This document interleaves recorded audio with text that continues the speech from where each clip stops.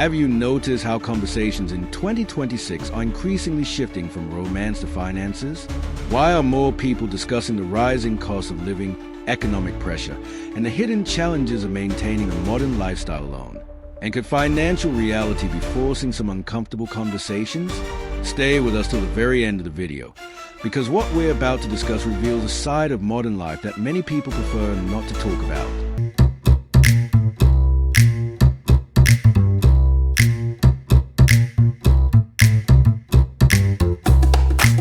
Okay, all my single moms out there, let's hear how you financially make it work. Because it's hard out here. It is hard. Like, when I sit here and I look at my bills, I'm just like, how? It is so hard as a single parent to financially do it alone. I have 2 kids who are in daycare, and if you know daycare costs, absolutely no joke. I spend more in daycare a month than I do on my rent. So how do you guys do it? What do you do for like extra income? All of that. I want to hear it. I have a great job. I do. And I do social media and all that. So like, I'm grateful that I've been able to do it alone. But like, it's hard. It is hard. And I just like have so many like goals and stuff for me and my kids and like things I want to do. I want to grow more on social media, make more money from social media. But like, I want to hear what you guys do, or like, how are you guys doing right now? Because, For years, independence was presented as the ultimate symbol of success. But in 2026, inflation, rising housing costs, and economic uncertainty are challenging that narrative. I know I'm not the only one who feels this way. A lot of single women my age are really struggling financially. We have raised children, we have ran households, and we've supported husbands. We've shown up for everybody else. And now, some of us have to live with our adult children. Not because we want to, but because we have to, because we can't afford to live on our own. We're not lazy, and it's not because we haven't worked hard, but because life has changed, and no matter what the circumstances are, whether it's been a divorce, or a business that's failed, or because we think we're too old to be hired. It can have us feeling guilty or even embarrassed because we're the strong ones. We're the ones that held everything together. And sometimes we can even feel like we're a burden. If you feel like that sometimes, you need to hear this. You're not behind, and it's never too late to learn a new way to earn an income. Everything in this world is changing. But we're not done yet. Comment, I'm not done yet, and I'll send you some information that might help you to get started. Many single women, just like many single men, are discovering that maintaining a comfortable lifestyle alone has become increasingly expensive. The numbers simply don't lie. This is going to make some people mad, but I don't really care. It's okay to miss when your boyfriend paid half your rent or split bills with you. I feel like the financial side of a breakup is something that nobody really ever talks about because it's kind of taboo, right? It's like you don't want people to think that that's the only reason you dated them because they gave you some financial security. At the end of the day, financial security is everything. And if you felt that freedom of having your ex, paying half your rent or splitting utilities or a car payment, you get what I mean, and then suddenly not having it anymore, that's very real, and you should not feel ashamed about it. Because in your heart, like, that's not the reason you dated them. Well, maybe it is, I don't know. It's okay to mourn that time when you were able to breathe a little bit easier because you weren't having an anxiety attack every time your phone pings and you have a new bill coming up. So if this is you, just know that I see you and I feel you. And it's hard because you're heartbroken, but you're also broke at the same time. It's like one day you go from splitting bills and then the next day you're crying on your bathroom floor wondering if you're gonna have enough money to eat this month. Obviously I'm being dramatic, but you get the point. So if this is you, drop a money emoji and maybe comment something that was an unexpected expense after your breakup, because it's nice to know that we're not alone in this. What's surprising is that social media often tells a completely different story. Online, Everything looks glamorous, but behind the scenes, many people are dealing with stress and financial pressure.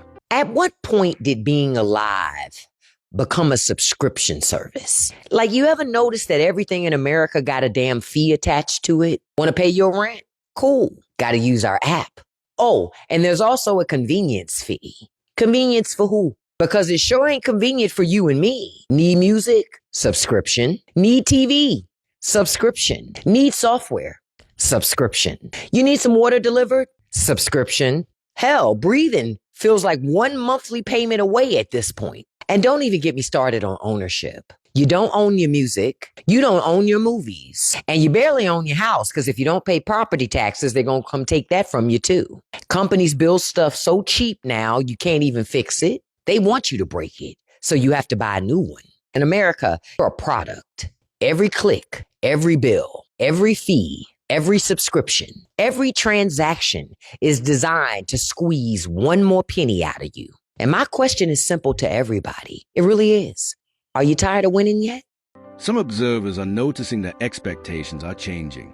Stability and long-term security are starting to matter more than image, status, and temporary excitement. Does anyone else feel like they're absolutely drowning financially? As a single 29-year-old woman, I have 3 jobs, and I'm still struggling. Meanwhile, many men have become extremely protective of their finances. They are focusing on saving, investing, and avoiding situations that threaten their peace or economic stability. After I pay my bills, there's nothing left. There's nothing left even before I get paid. Like, I'm already like, okay, I'm about to get paid, but like, what does that matter? Because it's gone even before, like, as soon as it hits my account, it's already gone because I have to pay everything, and then I'm still short. No savings, no cushion, no room to breathe. And that scared me. Like, it wasn't until I think my daughter started college that it all just was like, wait a minute, like, what is happening here? You know what I mean? Like, I can't keep living like this. Because what if, like, we have an emergency and something happens? We have no savings. I have no savings. So, like, what happens? You know, that's when I knew, like, I just can't keep living like this. Like, I knew I needed something different. And, like, just, I'm going to give myself a heart attack just by thinking of all the bills, my daughter's tuition, just everything, right? So I just knew I needed something different. Comment extra if you need an extra stream of income. Also, please follow me, ask me questions, send me a DM. I'm here to answer all your questions. As the cost of living rises, more people are beginning to understand why previous generations valued cooperation and partnership. Life becomes harder when every burden falls on one person. Us single moms were never meant to survive on one income in this economy. And honestly, I got tired of pretending everything was okay. As a teacher and a single mom, I felt financially stuck all the time. My paycheck would hit and be gone in the same day. And that's why I get on here talking about digital income every day, because there are so many single moms like me who are silently struggling, but pretending everything is okay. So if you are a single mom trying to figure out how to make another stream of income online, follow me. You are not alone. Another reality that many are facing is that independence comes with responsibilities. Freedom is valuable, but it also carries costs that cannot be ignored forever. In the US, single people are in a financial catch-22. Let's talk about it. We've all seen the stories in the media of millennials having to move in with their parents because they don't have enough money to buy their own home or even rent. And that's largely because of student loans and debt that they had to take on in order to get college degrees. With the way the US works, it's really hard to be financially successful as a single person. For example, getting married, you get a tax break. That doesn't happen for single people. Rising rent, wage stagnation, and inflation, single people aren't saving. In fact, some are living paycheck to paycheck. This is becoming increasingly difficult for single people to be able to live autonomously on their own. Even making 6 figures isn't enough. 100K in some parts of the US isn't enough to live independently. Being single can be a huge financial stress. Interestingly, this issue isn't limited to women.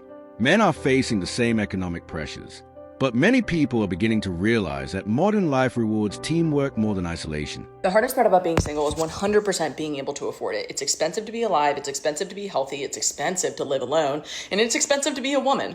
But when you hear those things, I want you to recognize what's your automatic reaction to them. Because for the longest time, mine was, I wish I had a boyfriend to split the bills with. Or I wish I had a boyfriend who paid the bills like a man. And when I sat with that and I pulled back the layers that were there, it exposed the fact that I was taught, it's a learned behavior, it's a learned thought pattern, learned belief, whatever you want to call it. I was taught that in order to improve my financial situation, I had to get a man. I wasn't taught in order to improve my financial situation, I need to improve my skills and therefore market myself in that way and advocate for myself. Now, consciously, I do those things. I have learned to do that, but the deep-rooted childhood shit that I've carried for so long was just like, oh, you have a problem? A man will fix it for you because you're just a girl and you need princess treatment. And I don't know who needs to hear this, but that is designed to keep you as an idiot, respectfully, as a woman. And there's nothing wrong with having help from a good man, a husband, a boyfriend, a dad, a uncle, whoever. There's nothing wrong with accepting help from them. It's hard for me as a independent, maybe hyper-independent woman to ever really fully justify or get behind a woman fully relying on a man. Because the hand that can feed you is a hand that can starve you too. And that terrifies me. And it's not to say that all men are bad and financially manipulative, but wouldn't it just be better to be financially secure in your own way? Since now in our world, we are in a position to do that as women. It's not easy, but we can do it. Whereas 50 years ago, they couldn't even get a credit card without a male cosigner. In the 70s, it was literally 50 years ago. So all of this to say, when you think about what your financial solution might be, I hope that you, instead of projecting into needing something outside of yourself, I hope you look in the mirror and be like, what am I good at and how can I market that and sell it to somebody else in a way that feels ethical and good and enjoyable and fulfilling to me? Because you don't also have to go sell your soul. You can do something that feels good for you. And I know that's very rah, blah, blah, blah, but it is the truth. And I'll end with this. Something that I have always wanted or told myself I wanted was to be a DINK, a dual income, no kid household. Because to me, that provides such a level of luxury. However, my initial thought was like, well, I'm single, so I can't do that, obviously. Hey, let me hold your hand when I say this. You can be a single DINK. Right now, I have 4 sources of income. I'm not saying that's easy. I'm not saying it's sustainable. I'm not saying it's doable. In this season of life, I am choosing that because I want the steadiness or the flexibility of multiple sources of income to not corner myself into one reliance on a business.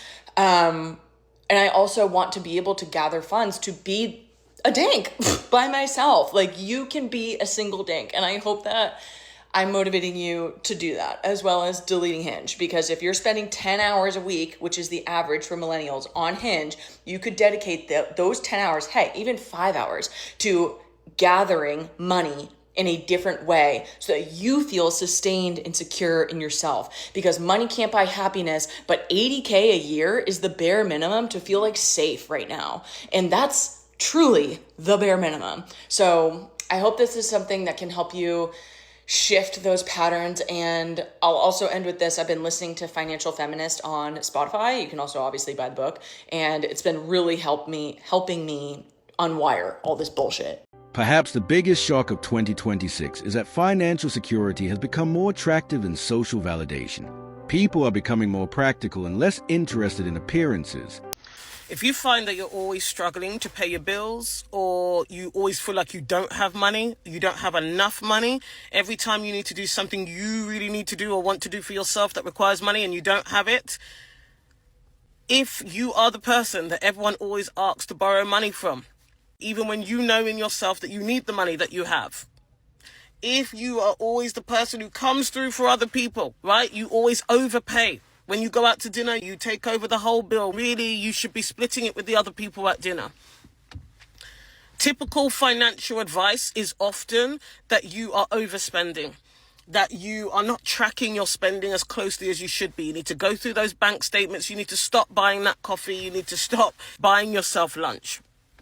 But I want to invite you to think about the fact that you probably need to look at your relationship with money, specifically your subconscious beliefs about whether or not you believe you deserve to have money, whether or not you believe you deserve to have more money than you need, whether or not you believe you deserve to have savings so that you feel supported, so that you always have the option of doing what you need to when you need to do it.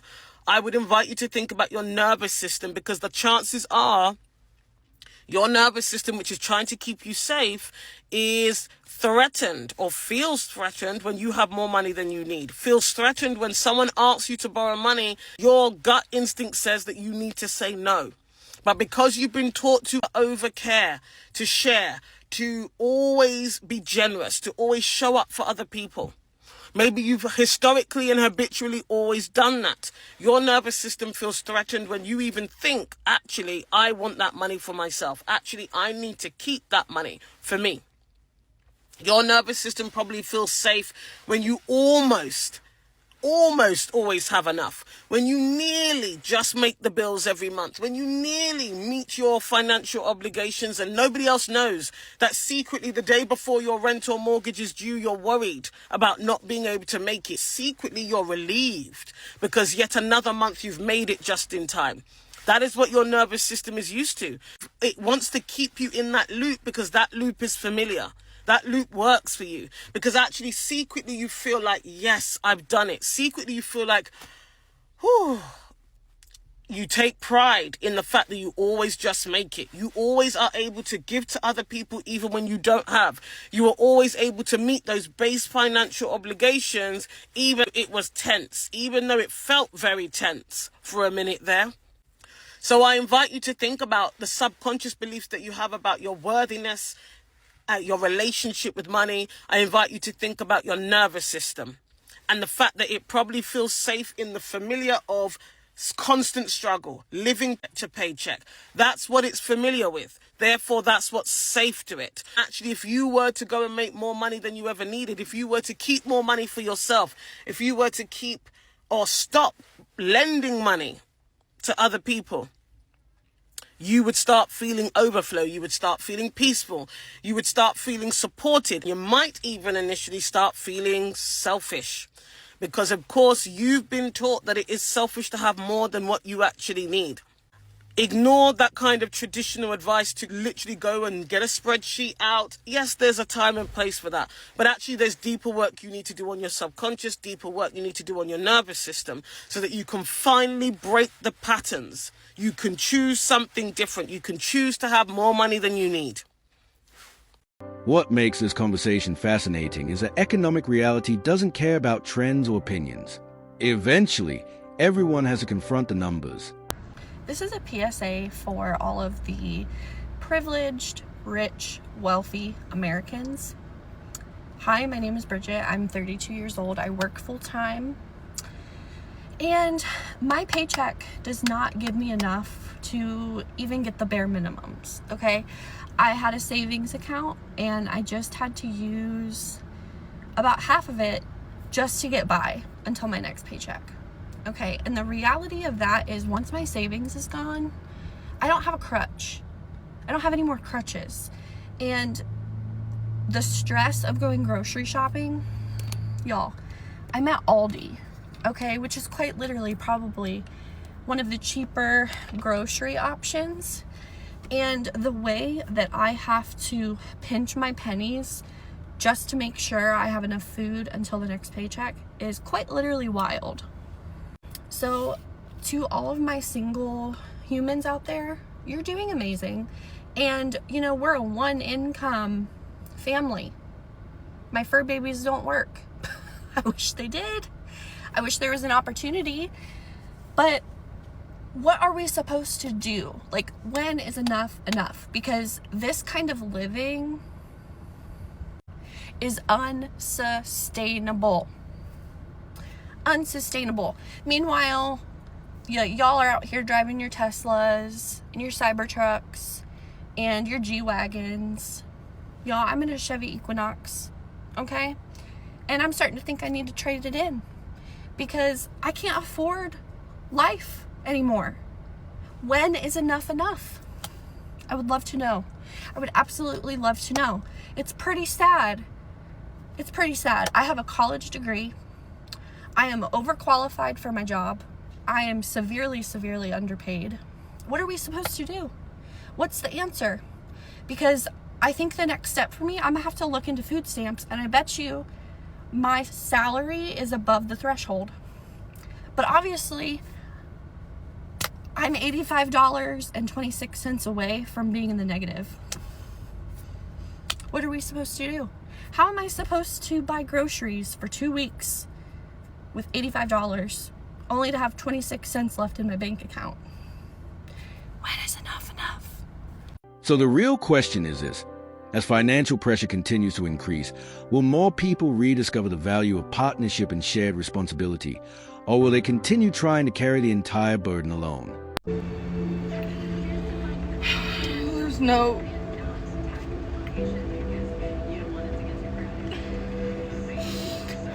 worse feeling than feeling broke or being broke. There's no worse feeling than this besides death. But I'm so grateful that I took a big, huge container of change that I've been collecting for years to the bank.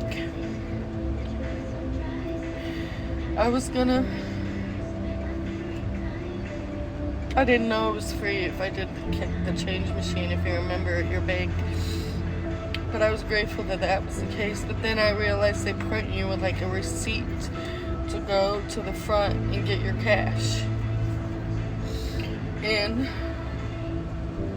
I stopped in the middle of scanning my stuff because I was afraid that when I went to get my cash, they would keep it because I'm negative $58 in the bank account.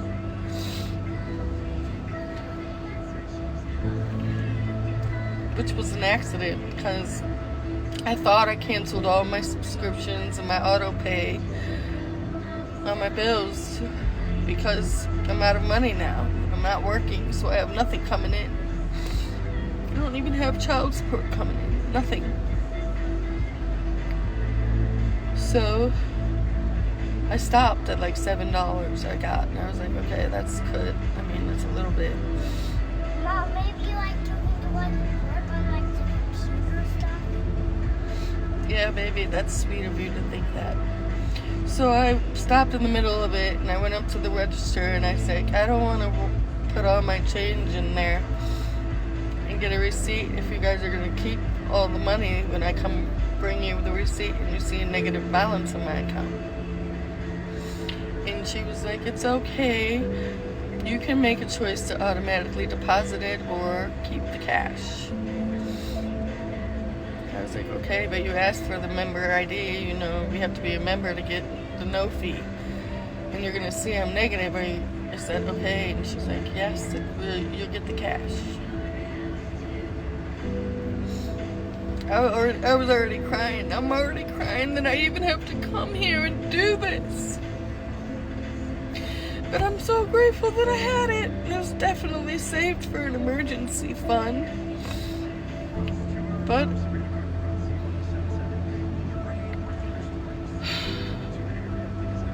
$52 I'm extremely grateful for right now.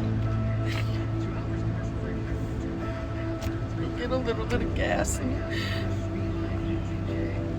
take my beautiful or my handsome son to do something right, Christian.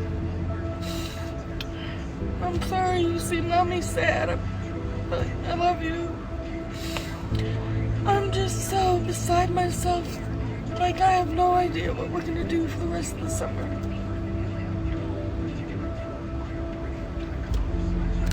Stay with us till the last second, because the answer may shape the future of relationships for an entire generation.